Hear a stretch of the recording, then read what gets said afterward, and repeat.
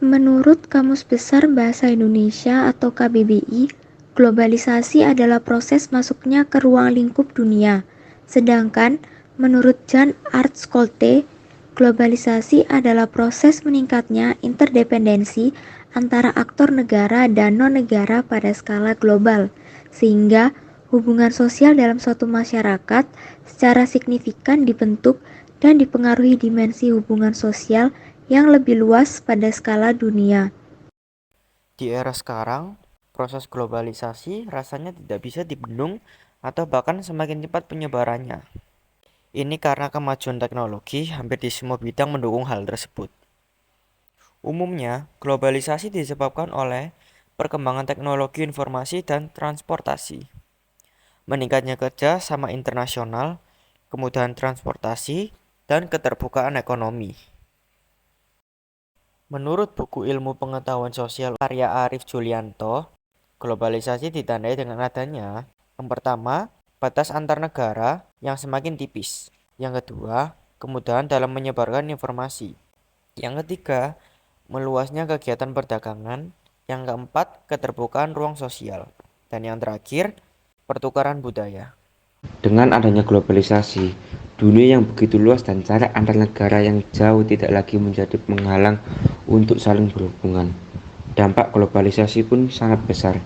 Beberapa di antaranya adalah pola hidup masyarakat yang semakin maju, semangat kerja meningkat, ruang sosial semakin terbuka, pertukaran budaya, pasar semakin luas, mendorong pertumbuhan ekonomi nasional secara menyeluruh. Contoh konkret dampak positif dalam bidang ekonomi yaitu adanya media sosial. Media sosial sangat mempermudah manusia dalam memenuhi kebutuhan hidupnya, yang dapat dilakukan melalui belanja online. Banyaknya peminat online shop berdampak pada usaha bidang ekspedisi. Contoh perusahaan konkretnya yaitu GNT. Dari grafik ini terpampang perbedaan pada tahun 2017 dan juga 2018 dengan periode bulan Januari hingga Juli.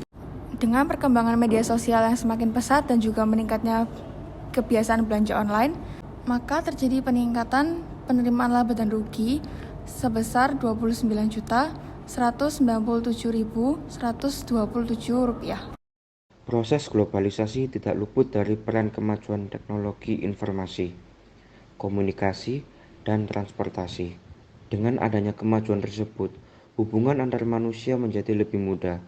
Misalnya saja, jika kamu ingin berbicara dengan temanmu di luar negeri, kamu dapat menggunakan telepon tanpa harus jauh-jauh menemuinya.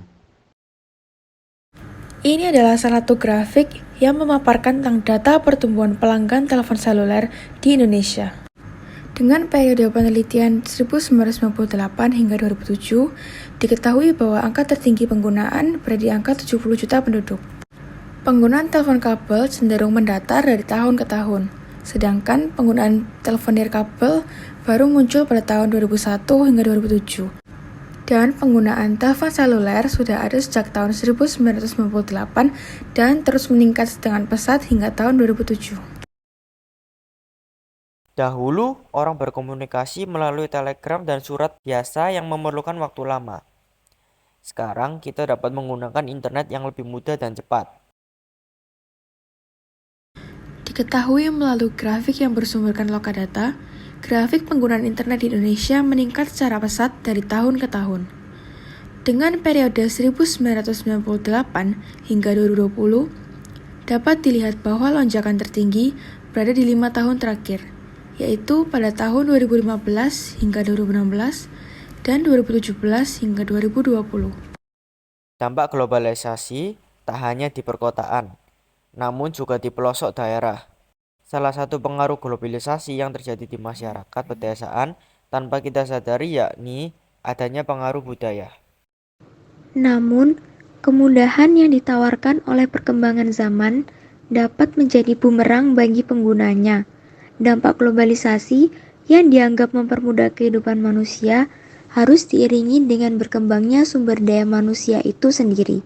Jika tidak, Diperkirakan globalisasi dapat membawa pengaruh negatif bagi penggunanya. Contohnya adalah 1. Adanya ketergantungan terhadap negara maju. 2. Lapangan kerja semakin sempit. 3. Nilai-nilai sosial memudar. 4. Kerusakan lingkungan.